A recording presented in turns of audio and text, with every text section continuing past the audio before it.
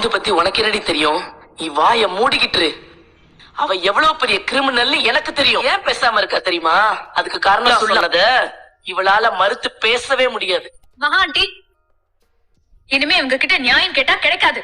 இவங்க எப்பவுமே சிந்துக்கு ஆதரவா தான் இருப்பாங்க.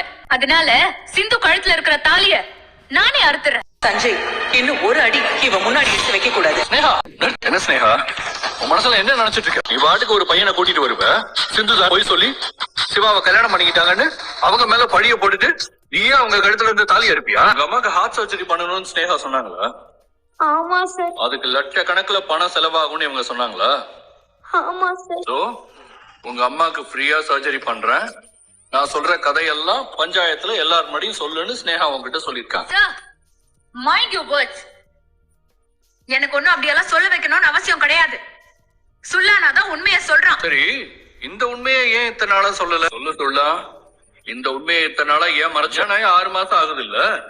அப்பெல்லாம் உண்மையை சொல்லாத நீ இப்ப மட்டும் சொல்றதுக்கு காரணம் உங்க அம்மா உயிரை காப்பாத்துவான்னு தானே?